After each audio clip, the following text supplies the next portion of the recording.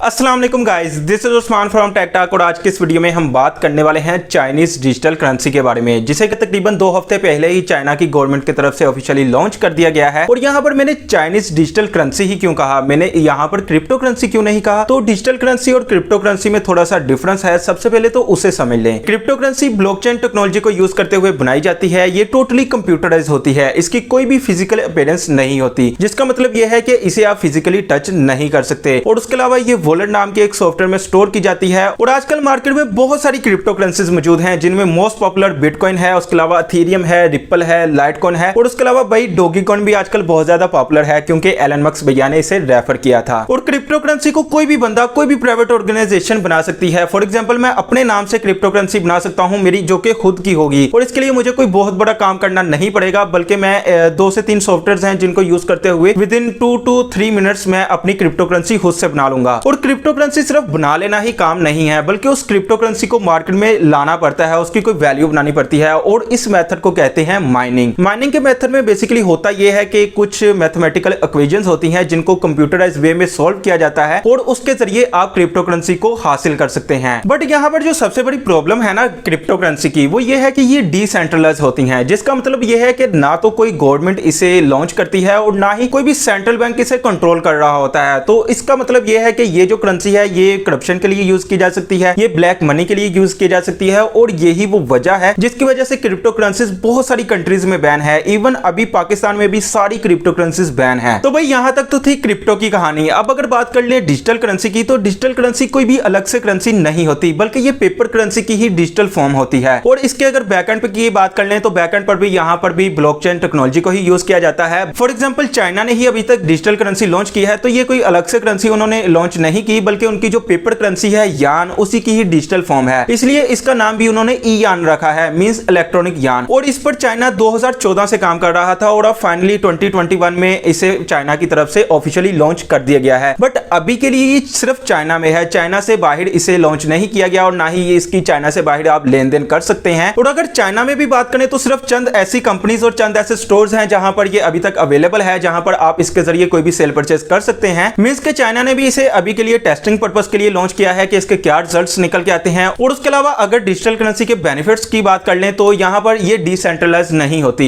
Crypto currency के बारे में मैंने आपको बताया कि ये डिसेंट्रलाइज होती है, जिसका मतलब यह है कि इसे कोई भी सेंट्रल बैंक कंट्रोल नहीं कर रहा होता। यानी कि कोई भी बंदे के पास कितनी क्रिप्टो करेंसी है, कहां से आई, वो आगे किसको दे रहा है, आप उसे कंट्रोल नहीं कर सकते। बट अगर डिजिटल करेंसी की बात करें, तो ये नॉन डिसेंट्रलाइज होती है, जिसका मतलब यह है कि चाइना का जो सेंट्रल बैंक होगा ना, वो इसे टोटली कंट्रोल कर रहा होगा, और उसे पता होगा कि किस बंदे के पास कितने ई यान है, वो और वो कहां से आए, और वो आगे किसको दे रहा है, तो वो टोटल कंट्रोल कर रहे होंगे। तो यहां पर जो वीक पॉइंट था ना क्रिप्टो करेंसी का, उसे डिजिटल करेंसी ने खत्म कर दिया है। तो यहां पर कोई भी ऐसी गवर्नमेंट नहीं होगी जो कि इसका कोई वीक पॉइंट ढूंढे और इसे अपनी कंट्री में बैन करे, क्योंकि इसे चाइना का सेंट्रल बैंक कंट्रोल कर रहा है। और अगर किसी और कंट्री की डिजिटल करेंसी की बात करें, तो उसे उस कंट्री का सेंट्रल बैंक कंट्रोल कर रहा होगा। तो इसलिए ये जो डिजिटल करेंसी है, ये पूरी दुनिया में चलेंगी। और उसके अलावा डिजिटल करेंसी को आप खुद से माइन नहीं कर सकेंगे, बल्कि आप डिजिटल करेंसी को उस कंट्री को अपनी पेपर करेंसी देके एक्सचेंज करवाएंगे। डिजिटल करेंसी को भी आप वॉलेट नाम के सॉफ्टवेयर में स्टोर कर सकेंगे। तो डिजिटल करेंसी के आने की वजह से क्रिप्टो करेंसीज का जो फ्यूचर है वो खतरे में लग रहा है, क्योंकि कोई भी कंट्री जब अपनी डिजिटल करेंसी को लॉन्च करेगा, तो उसके सेंट्रल बैंक की तरफ से उसे कंट्रोल भी किया जाएगा। तो इस वजह से जो डिजिटल करेंसीज हैं, वो क्रिप्टो करेंसीज की जगह ले लेंगी, क्योंकि ये क्रिप्टो करेंसीज की ही जो बैकएंड पे टेक्नोलॉजी काम कर रही है, उसी को यूज करते हुए डिजिटल करेंसी भी बनाई जाएंगी। तो डिजिटल करेंसी जो है वो मोर पावरफुल होंगी as compared to crypto currencies. और अब अगर बात करें चाइना की, तो चाइना की इकोनॉमी पूरी दुनिया में बहुत ज्यादा पावरफुल मानी जाती है। कोई भी ऐसा कंट्री नहीं होगा जहां पे चाइना अपना माल ना बेचता हो। और क्योंकि कोविड-19 भी चल रहा है, और कोविड-19 के हवाले से ये भी सुनने में आ रहा है कि कोविड-19 पेपर करेंसी की वजह से भी फैल रहा है, तो हर कंट्री यही चाहेगी कि उनकी अपनी डिजिटल करेंसी को वो जल्दी से जल्दी लॉन्च करें। और चाइना ने यहां पर सबसे बाजी ले गया है। और क्योंकि चाइना बहुत ज्यादा बड़ी इकोनॉमी भी है, इसलिए चाइना पूरी दुनिया में जितने भी ममालिक हैं, वहां पर यही कहेगा कि आप चाइनीज जो ई यान है, वहां पर आप सेल परचेज करें, और उनके थ्रू आप हमें पेमेंट करें, और उन्हीं के थ्रू आप हमसे पेमेंट रिसीव करें। तो यहाँ पर जो चाइनीज ई यान है, वो बहुत ज्यादा पॉपुलर होने वाला है पूरी दुनिया में। तो भाई यही थी पूरी कहानी चाइना की डिजिटल करेंसी के हवाले से, कि उसे आप माइन नहीं कर सकते, उसको सेंट्रल बैंक कंट्रोल करेगा चाइना की तरफ से। और भाई यहाँ पर एक लास्ट टिप जो कि मैं आप लोगों के साथ शेयर करने वाला हूं, वो ये है कि फेसबुक ने भी कुछ महीने पहले अपनी एक लिब्रा क्रिप्टो करेंसी, जो कि नॉन डिसेंट्रलाइज है, उसका व्हाइट पेपर रिलीज किया था। जी हाँ, क्रिप्टो करेंसी जो कि नॉन डिसेंट्रलाइज है, उसे फेसबुक की तरफ से कंट्रोल किया जाएगा। तो यहाँ पर आप लोग ये भी कह सकते हैं कि ये जो क्रिप्टो करेंसी